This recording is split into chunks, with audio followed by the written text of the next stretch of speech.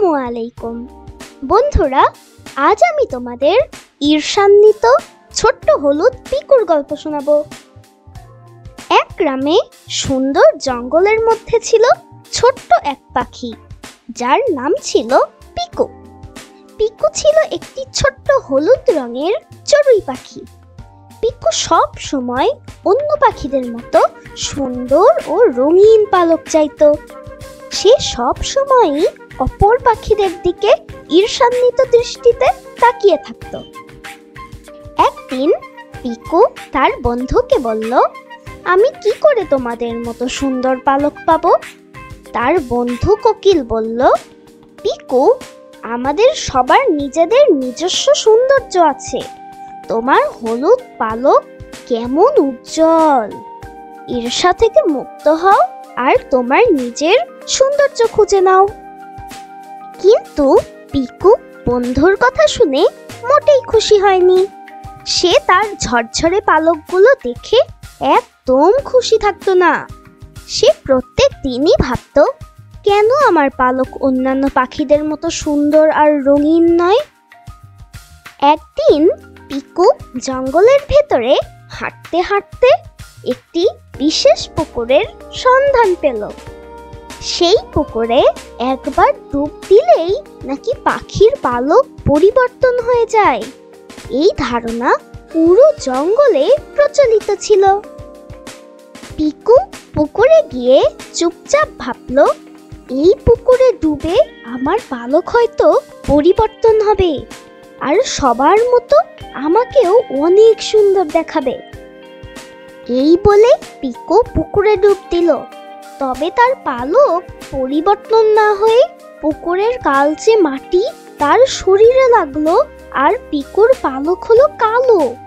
এখন পুকুরটি তাকে জিজ্ঞাসা করতে লাগলো, কি হলো পিকু, তোমার পালক কি সুন্দর হলো? পিকু খুব দুঃখ পেল।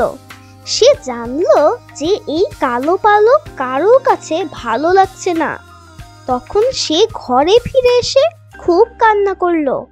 পিকু তখন বুঝতে পারলো ঈর্ষা তাকে কত বড় ভুলের পথে নিয়ে গিয়েছিল। তারপর থেকে পিকু প্রতিজ্ঞা করলো যে সে তার সুন্দর পালক নিয়ে আগের মতোই খুশি থাকবে আর অন্যদের দিকে ঈর্ষান্বিতভাবে তাকাবে না। যা হারিয়েছে তা উপলব্ধি করে সে আর কখনো ঈর্ষাতে নিজেকে হারাতে দিবে না। এখন পিকু সবার সাথে খেলা করে, গান গায় আর জঙ্গলে মুক্তভাবে উড়ে বেড়ায়। সে তার হলুদ পালক গর্ব নিয়ে প্রদর্শন করে আর মনে মনে ভাবে, যা আছে আমার তাই ভালো।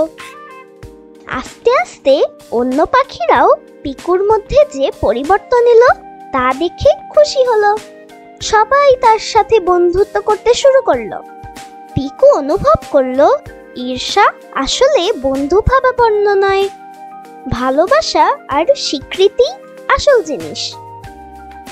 পিকু এবার সত্যিই খুশি, কারণ সে শিখেছে যে ঈর্ষা কখনোই ভালো বন্ধু হতে পারে না। নিজের বৈশিষ্ট্য হলো সবকিছুর চেয়ে সেরা। এই গল্পে ছোট্ট পিকু আমাদের শিখিয়ে গেল এক অসাধারণ শিক্ষামূলক বার্তা। নিজের কাছেই সবচেয়ে ভালো আপনি, তাই নিজেকে ভালোবাসতে হবে। সব সময় মনে রাখতে হবে, যা আছে তার মধ্যেই সুখী হও। এভাবেই পিকু তার আনন্দময় জীবনের পথে চলতে শুরু করলো এবং তার জীবনের এই কাণ্ডগুলি তার শিক্ষা হয়ে রইল। ঠিক আছে বন্ধুরা, আজ আর নয়, খোদা হাফেজ।